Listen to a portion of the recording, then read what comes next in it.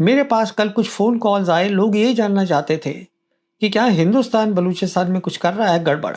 वो बोल चुके हैं हमारे बारे में कि हम वहाँ पर गड़बड़ कर रहे हैं बलूचिस्तान में। मैंने कहा अगर ऑपरेशन सिंदूर फिर से हो जाता है, आज जो खतरा है हिंदुस्तान के ऊपर वो उस वक्त के खतरे से बहुत ज़्यादा है।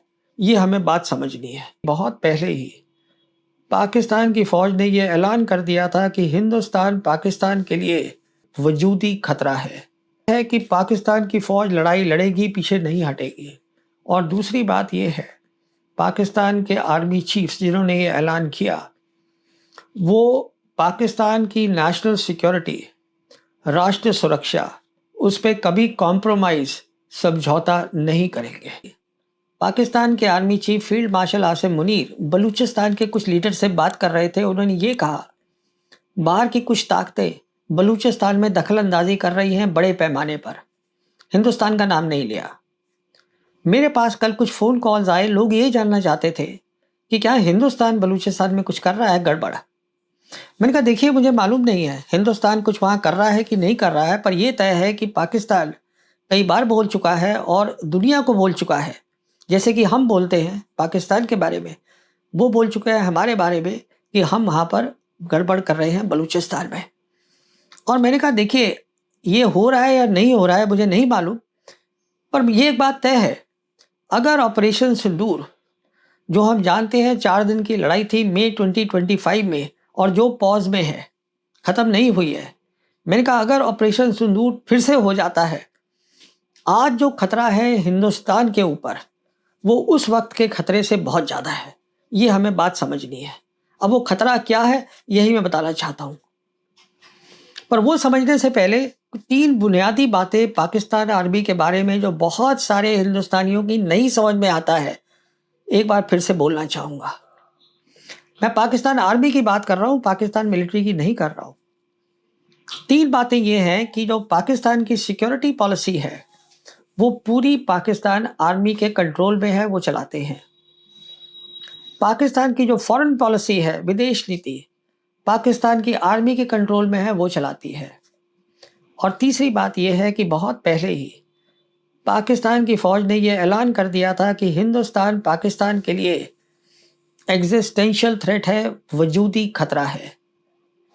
वजूदी खतरा का मतलब होता है 2 चीज़ें। एक तो ये है कि पाकिस्तान की फ़ौज लड़ाई लड़ेगी, पीछे नहीं हटेगी।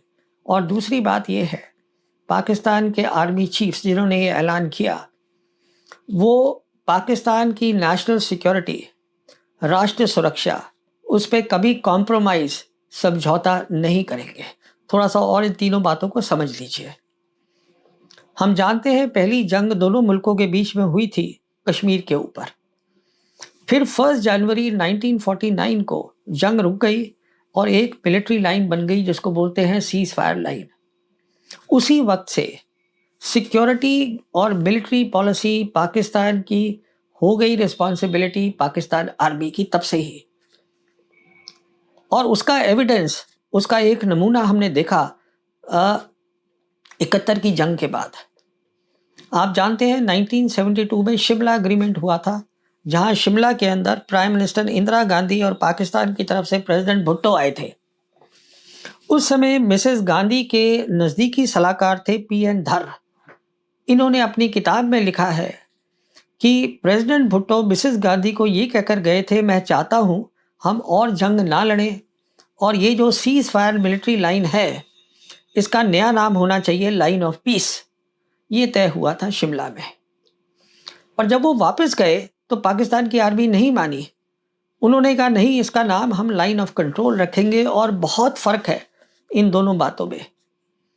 जब हम बोलते हैं लाइन ऑफ पीस, इसका मतलब होता है समझौता, इसका मतलब होता है उम्मीद करी जाए, दोनों मुल्क उम्मीद करते हैं कि वो लाइन जो है इंटरनेशनल बॉर्डर बन जाएगा, वो लाइन ऑफ पीस होती है। लाइन ऑफ कंट्रोल का मतलब होता है कि वो एक मिलिट्री लाइन फिर से है, मतलब दोनों साइड की जो आर्मी है उसको कंट्रोल करेंगी और जहां पर भी ढील हुई एक की तो दूसरा जो है वो टैक्टिकल उसको एडजस्ट कर देगा। वो एक अलग मतलब है। तो सिक्योरिटी पॉलिसी पूरी तरीके से पाकिस्तान की आर्मी चलाती है। तो अगर कभी हमें बात करनी पड़े कश्मीर पे तो पाकिस्तान आर्मी से ही करनी पड़ेगी, ये तय है। और यहाँ पे ये भी आपको मैं बता दूं, आज जो एनएसए है पाकिस्तान का, वो भी आर्मी का लेफ्टिनेंट जनरल है। अब मैंने कहा फॉरेन पॉलिसी, हम जानते हैं कि मई 1998 में हिंदुस्तान ने न्यूक्लियर टेस्ट किया, उसके बाद पाकिस्तान ने न्यूक्लियर टेस्ट किया। उसके बाद पाकिस्तान के जो आर्मी चीफ थे जनरल जहांगीर करामत, उन्होंने अपने फॉरेन ऑफिस को ये बोला, अब पाकिस्तान न्यूक्लियर वेपन कंट्री हो गया है, तो अब फॉरेन पॉलिसी हमारी जिम्मेदारी हो गई है। और तब से पाकिस्तान आर्मी की जिम्मेदारी है। पाकिस्तान आर्मी फॉरेन पॉलिसी चलाती है, पाकिस्तान आर्मी को जियोपॉलिटिक्स समझ में आती है। तीसरी बात, मैंने कहा कि पाकिस्तान आर्मी क्योंकि हिंदुस्तान को वजूदी खतरा समझती है, कभी भी समझौता नहीं करेगी। नेशनल सिक्योरिटी में बहुत मिसालें हैं, सिर्फ 2 दूंगा। एक ये है कि जून 1989 में पाकिस्तान की जो प्रधानमंत्री थी बेनजीर भुट्टो, ये अमेरिका जा रही थी बहुत हाई प्रोफाइल विजिट पर। रिपोर्ट्स ये आ रही थी कि अमेरिका जो है पाकिस्तान को इस विजिट पे ऐलान करेगा कि हम आपको F-16 देंगे। बदले में अमेरिका ये चाहता था कि पाकिस्तान अपना जो न्यूक्लियर उनका प्रोग्राम है उसको बंद कर दे। अभी बेनजीर भुट्टो पहुंची भी नहीं थी वॉशिंगटन। उस समय जो आर्मी चीफ थे जनरल अब्दुल वहीद कक्कड़, उन्होंने इस्लामाबाद में ऐलान कर दिया F-16 और नो F-16, F-16 आए या ना आए, there will be no compromise on national security. National security का मतलब हमारा न्यूक्लियर प्रोग्राम, उसमें कोई भी समझौता नहीं होगा। तो बेनजीर भुट्टो वहां गई, पर वो डील कभी हुई नहीं। उसके बाद हम जानते हैं 9/11 हुआ। प्रेसिडेंट बुश ने ऐलान कर दिया पूरी दुनिया को, या तो आप हमारे साथ हैं या उनके साथ हैं, मतलब आप आतंकवादियों के साथ हैं। पाकिस्तान से पूछा गया, जनरल मुशर्रफ ने फौरन कहा कि मैं आपके साथ हूं। पर जनरल मुशर्रफ ने वही किया जो कि जरूरी था पाकिस्तान की नेशनल सिक्योरिटी के लिए, राष्ट्रीय सुरक्षा के लिए। बहुत मिसालें हैं, तो नहीं दूंगा, सिर्फ ये बताऊंगा कि अब जो आर्मी चीफ है फील्ड मार्शल आसिम मुनीर, वो भी वही करेंगे जो बाकी पाकिस्तान आर्मी चीफ करते रहे हैं, कॉम्प्रोमाइज नहीं करेंगे बिल्कुल नेशनल सिक्योरिटी के ऊपर। जबकि हमने देखा है कि हिंदुस्तान में कुछ अच्छा नहीं हुआ है। जब से ये मोदी सरकार आई है, आप देखिए क्या होता था। हिंदुस्तान की फौज पिछले 34 साल से 1992 से जब पाकिस्तान ने प्रॉक्सी वॉर शुरू करी अपनी, हिंदुस्तान में आतंकवादी भेजने शुरू करे जम्मू कश्मीर के अंदर, काउंटर टेरर ऑपरेशन कर रही है अपनी सरहद के अंदर। मोदी सरकार आई, उन्होंने ये ऐलान किया कि हम राष्ट्र सुरक्षा को और मजबूत करेंगे। देखिए, अगर मजबूत करनी होती तो वो क्या करते, वो हिंदुस्तान की फौज को ये कहते, आप अपनी लड़ाई की काबिलियत, अपनी ताकत बढ़ाइए, जिससे कि पाकिस्तान सोचे इनकी ताकत बढ़ गई है, अब मेरे को ये प्रॉक्सी वॉर करनी है कि नहीं करनी, मुझे खतरा तो नहीं हो रहा। ये नहीं हुआ। वो जो काउंटर टेरर ऑपरेशन था उसका पॉलिटिकल फायदा उठाया गया, ये सच्चाई है।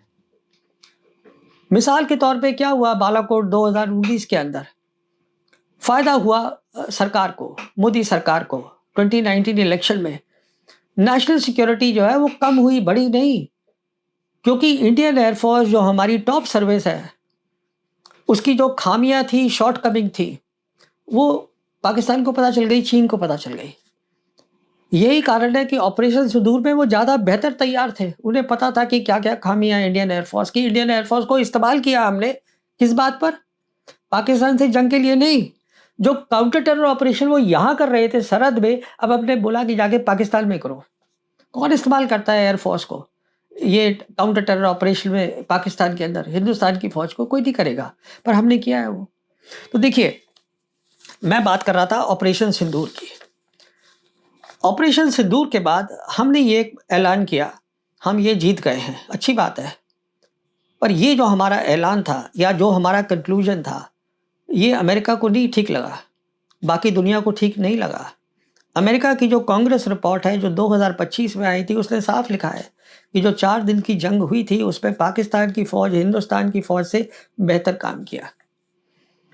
यही कारण है कि सऊदी अरेबिया, जिसके साथ पाकिस्तान की फौज के कई डेकेड से रिश्ते थे, उसको उन्होंने फॉर्मल कर दिया और सितंबर 2025 में पाकिस्तान और सऊदी अरेबिया का डिफेंस एग्रीमेंट हो गया, फॉर्मल एग्रीमेंट हो गया।